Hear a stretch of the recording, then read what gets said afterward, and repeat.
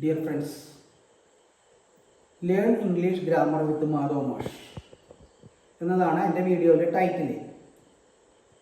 ഞാൻ കഴിഞ്ഞ ക്ലാസ്സിൽ ആഡ്വർബിനെ കുറിച്ച് പറഞ്ഞ് അവസാനിപ്പിക്കുകയാണ് ഉണ്ടായത്. ഫ്രേസൽ വെർബിനെ കുറിച്ചാണ് അവസാനിപ്പിച്ചത്. പക്ഷേ ആഡ്വർബ് ഫ്രേസ് എന്ന് പറഞ്ഞൊരു കഷ്ണം കൂടി ഉണ്ട് അതിൽ. ആഡ്വർബ് ഫ്രേസ് എന്ന് പറഞ്ഞാൽ ഉദ്ദേശിക്കുന്നത് ഒരു ആഡ്വർബ് ഫ്രേസായിട്ട് പറയാം. ഫ്രേസ് എന്ന് പറഞ്ഞാൽ പദസമൂഹം. ഉദാഹരണമായിട്ട് ലൗഡിലി എന്നൊരു പദം, അത് ആഡ്വർബ് ആണെന്ന് നമുക്കറിയാം. ലൗഡ് എന്ന് പറഞ്ഞ അഡ്ജക്റ്റീവും എൽവൈ ചേർത്തതിനെ ആഡ്വർബ് ആക്കുന്നു, ലൗഡിലി എന്ന് പറഞ്ഞു. അപ്പോൾ അതിന് ഫ്രേസായിട്ട് പറയണമെങ്കിൽ in a loud voice, loudly in a loud voice, അതാണ് ഈ ലൗഡിലി എന്ന് പറയുന്നത്. അതുപോലെ cautiously with great caution, carefully with great care, attentively with great attention, affectionately with great affection. ഇങ്ങനെ എഴുതുന്നതിനെയാണ് നമ്മൾ ആഡ്വർബ് ഫ്രേസ് എന്ന് പറയുന്നത്. അപ്പോൾ ഒരു ആഡ്വർബിനെ ആഡ്വർബ് ഫ്രേസായിട്ട് എഴുതാൻ പറ്റും. അങ്ങനെയുള്ള ചില എക്സാമ്പിളുകളാണ് ഞാൻ നിങ്ങൾക്ക് പറഞ്ഞു തന്നത്. അപ്പോൾ ഫ്രേസൽ വെർബ് കഴിഞ്ഞു, ഫ്രേസൽ വെർബ് കഴിഞ്ഞു, ആഡ്വർബ് ഫ്രേസും കഴിഞ്ഞു. അതോടുകൂടി ആഡ്വർബിൻ്റെ കാര്യം അവസാനിക്കുകയാണ്. ഇന്നത്തെ ക്ലാസ്സിൽ ഞാൻ നിങ്ങൾക്ക് പറഞ്ഞു തരാൻ പോകുന്നത് പ്രിപ്പോസിഷനെ കുറിച്ചാണ്. അതായത് പാർട്സ് ഓഫ് സ്പീച്ചിൻ്റെ അടുത്ത ഭാഗം പ്രിപ്പോസിഷൻ. മലയാളത്തിൽ പറയും ഗതി. ഇപ്പോൾ നമ്മൾ ആദ്യം noun, pronoun, adjective, verb, adverb, പ്രിപ്പോസിഷനായി. ഇതിന് മലയാളം പറയണമെങ്കിൽ നാമം, സർവനാമം, നാമവിശേഷണം, ക്രിയ, ക്രിയാവിശേഷണം, ഗതി, 6 അപ്പം ഗതിയാണ് ഇതിന് മലയാളം പറയാം. ഈ പ്രിപ്പോസിഷൻ എന്ന് പറഞ്ഞത് വളരെ ശ്രദ്ധിച്ച് കൈകാര്യം ചെയ്യേണ്ടതാണ്. മനസ്സിലായില്ലേ? ഒരു പ്രിപ്പോസിഷൻ ഞാൻ പറഞ്ഞു, ഒരു ഏതെങ്കിലും ഒരു വെർബിൻ്റെ കൂടെ ഒരു പ്രിപ്പോസിഷൻ ചേർത്ത് കഴിഞ്ഞാൽ അതിൻ്റെ അർത്ഥം പൂർണ്ണമായും മാറുന്നു ഞാൻ പറഞ്ഞു. ഉദാഹരണമായിട്ട് പാസ് പറഞ്ഞ് ജയിക്കുക എന്നല്ല അർത്ഥം, പാസ് ഡവേ എന്ന് പറഞ്ഞാൽ ഡൈഡ് എന്ന അർത്ഥം. അപ്പോൾ പ്രിപ്പോസിഷനൊക്കെ ചേർക്കുമ്പോൾ വളരെ കെയർഫുൾ ആയിരിക്കണം, അല്ലെങ്കിൽ അത് വേറെ അർത്ഥത്തിലേക്ക് ചെല്ലും.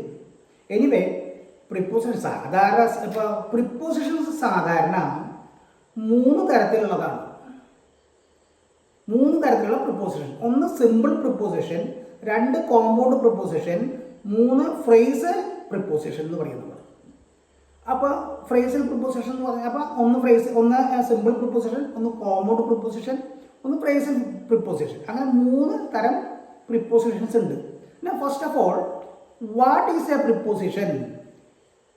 Preposition is a word or words put before a noun or a noun phrase to show the direction, source or method. What is a preposition? It is a word or words put before a noun phrase to show the direction, source or method. അതങ്ങനെ പറഞ്ഞു പഠിക്കണം. മനസ്സിലായില്ലേ? ഏത് ഡയറക്ഷനിലേക്ക് പോകണമെന്ന് കാണിക്കാൻ preposition പറ്റും. To Trichur, from ഇന്ന സ്ഥലം, from Trichur source, by another method. അപ്പോൾ പ്രിപ്പോസിഷൻസ് സാധാരണ 3 തരം. അതിൽ പ്രിപ്പോസിഷൻ സാധാരണ കാണിക്കുന്നത് എന്തൊക്കെയാണ്? ഡയറക്ഷൻ കാണിക്കാം, സോഴ്സ് കാണിക്കാം, മെത്തേഡ് കാണിക്കാം. ഇനി ഈ പ്രിപ്പോസിഷൻസ് എന്തിനൊക്കെയാണ് ഉപയോഗിക്കുക എന്ന് പറഞ്ഞാൽ ഇത് എവിടെ വയ്ക്കുക വെച്ചാൽ 2 നാമങ്ങൾക്കിടയിൽ വയ്ക്കും. ഒരു അഡ്ജക്റ്റീവിനും ഒരു നാമത്തിനും ഇടയിൽ വയ്ക്കും, ഒരു വെർബിനും ഒരു നാമത്തിനും ഇടയിലും വയ്ക്കും. അപ്പോൾ ഇത് ചുരുക്കി പറഞ്ഞാൽ it shows the relation between 2 nouns, adjective and noun, verb and noun. അപ്പോൾ a preposition shows the relation between 2 nouns, 1 adjective and a noun, a verb and a noun. ഇങ്ങനെയാണ് സാധാരണ അത് കാണിക്കാറ്. അപ്പോൾ പ്രിപ്പോസിഷൻ എന്താണെന്ന് ഞാൻ പറഞ്ഞു, എവിടെയാണ് വയ്ക്കുക എന്ന് പറഞ്ഞു, ഏതിൻ്റെ ഇടയിലാണ് 2 നാമങ്ങൾക്കിടയിൽ വയ്ക്കും, ഒരു നാമവിശേഷത്തിനും ഒരു നാമത്തിനിടയിൽ വയ്ക്കും, വെർബിനും നാമത്തിനും ഇടയിലും പ്രിപ്പോസിഷൻ വയ്ക്കും. അപ്പോൾ അത് കാണിക്കുന്നത് ഒന്നൊരു ഡയറക്ഷൻ ആയിരിക്കാം, സോഴ്സ് ആയിരിക്കാം, അല്ലെങ്കിൽ മെത്തേഡ്. മനസ്സിലായില്ലേ? അപ്പോൾ ഫ്രം എന്ന് പറഞ്ഞാൽ നമുക്കറിയാം ഏത് സോഴ്സ് ആണെന്ന് മനസ്സിലാക്കാൻ പറ്റും. ഇനി നമ്മൾ 3 തരത്തിലുള്ള പ്രിപ്പോസിഷൻസ് ഉണ്ട്. ഒന്ന് സിമ്പിൾ പ്രിപ്പോസിഷൻ. സിമ്പിൾ പ്രിപ്പോസിഷനിൽ നമ്മൾ ഗോ, ഇൻ, ഓഫ്, അറ്റ്, ചെറിയ ചെറിയ സിമ്പിൾ ആയിട്ടുള്ളത് ടില്ല്, അപ്പ്, വിത്ത്, ഇമ്മ തുടങ്ങിയവയൊക്കെയാണ്. ഇനി കോമ്പൗണ്ട് പ്രിപ്പോസിഷൻ എന്ന് പറഞ്ഞാൽ ഉദ്ദേശിക്കുന്നത് ഈ ചെറിയ കുറച്ച് വലിയ വാക്ക് above, about, along, among, between, behind, beyond, inside, outside തുടങ്ങിയൊക്കെ കോമ്പൗണ്ട് പ്രിപ്പോസിഷൻസ് ആണ്. ഇനി ഫ്രേസൽ പ്രിപ്പോസിഷൻ എന്ന് പറയുന്ന വാക്കുകളുണ്ട്. അതാണ് according to, in front of, for the sake of, instead of, etcetera, in addition to തുടങ്ങിയതൊക്കെ കോമ്പൗണ്ട് പ്രിപ്പോസിഷൻസ് ആണ്. അപ്പോൾ പ്രിപ്പോസിഷനെ കുറിച്ച് ഞാൻ പറഞ്ഞു. ഇനി കുറച്ച് എക്സാമ്പിളുകൾ ഞാൻ ഇവിടെ കൊടുക്കുന്നുണ്ട്. ആ എക്സാമ്പിളുകളിലേക്ക് നിങ്ങൾക്ക് ബോർഡിലേക്ക് നോക്കിയാൽ കാണാൻ പറ്റും. On the table, under the table, in the west, അതൊക്കെ പൊസിഷനെ കാണിക്കുന്ന പ്രിപ്പോസിഷൻസ് ആണ്. at 2 p.m, at the week and at the weekend, at bedtime, on Sunday, for 2 hours, during night, ഇതെല്ലാം ടൈമിനെ കാണിക്കുന്ന പ്രിപ്പോസിഷൻസ് ആണ്.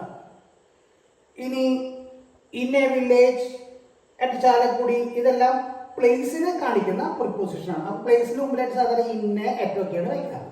ഇമ്പോർട്ടൻ്റ് ആയ സ്ഥലത്തിന് ഇന്ന് വയ്ക്കും, അൺഇമ്പോർട്ടൻ്റ് ആയ സ്ഥലത്തിന് അറ്റ് വയ്ക്കും. അപ്പോൾ രണ്ട് പേജ് എന്നുണ്ടെങ്കിൽ പ്രാധാന്യം കുറഞ്ഞ സ്ഥലത്തിന് അറ്റ് വയ്ക്കും, അത് കഴിഞ്ഞാൽ ഇന്ന് വയ്ക്കും. സോറി. ടുവേഴ്സ് ദ സിറ്റി, ഡയറക്ഷനെ കാണിക്കുന്നുണ്ട്. ഇൻ ടു ട്രബിൾ, ട്രബിളിലേക്ക്, അവ ദിശയെ കാണിക്കും. Against the roof, across the bridge, ഇതെല്ലാം ഡയറക്ഷനെ കാണിക്കുന്ന പ്രിപ്പോസിഷനാണ്. അപ്പൊ ഇത്രയും കാര്യമാണ് നമ്മൾ പ്രിപ്പോസിഷനെ കുറിച്ച് അറിയാനുള്ളത്. വളരെ കുറച്ച് പഠിക്കാനുള്ളൂവെങ്കിലും ഇത് പ്രയോഗിക്കുക എന്ന് പറഞ്ഞാൽ കുറച്ച് ബുദ്ധിമുട്ടുള്ളതാണ്. സാധാരണ പ്രിപ്പോസിഷൻസ് ഒക്കെ വേഗം പെട്ടെന്ന് സാധാരണ വാചകങ്ങളൊക്കെ പറ്റും. പക്ഷേ ചില വാക്കുകളോടുകൂടി ഇന്നതേ വരാൻ പാടുള്ളൂ എന്നുണ്ട്. അപ്പം you can be an expert, you can become an expert only by practice only. Reading അങ്ങനെ മാത്രം, പുസ്തകങ്ങളിലൂടെയും വായനയിലൂടെയും മാത്രമേ നിങ്ങൾക്കിതിൽ എക്സ്പെർട്ടൈസ് ചെയ്യാൻ പറ്റുള്ളൂ. പിന്നെ നമുക്ക് ആ വാക്കുകൾ വരുമ്പോൾ ആ പ്രിപ്പോസിഷൻ ഓട്ടോമാറ്റിക്കായിട്ട് വരും. അതെങ്ങനെയാണ്? ബൈ പ്രാക്ടീസ്, റീഡിങ് തന്നെ. ഇതാണ് ഇന്ന് നിങ്ങൾക്ക് പ്രിപ്പോസിഷനെ കുറിച്ച് എനിക്ക് പറഞ്ഞു തരാനുള്ളത്. നിങ്ങളെല്ലാവരും നല്ലപോലെ ഈ ഭാഗം ശ്രദ്ധിക്കുക. എൻ്റെ ചാനൽ പ്രത്യേകം ശ്രദ്ധിക്കുക. അതായത് learn English grammar with Madhav മാഷ് എന്നുള്ള ടൈറ്റിലാണ് ഉള്ളത്. ഇന്ന് നമ്മളതിൽ പ്രിപ്പോസിഷനെ കുറിച്ചാണ് പറഞ്ഞത്. ഇത്രയും കാര്യങ്ങൾ മനസ്സിലാക്കുക. എല്ലാവരും സബ്സ്ക്രൈബ് ചെയ്യുക, ഷെയർ ചെയ്യുക, നല്ലപോലെ പഠിക്കുക. Thank you.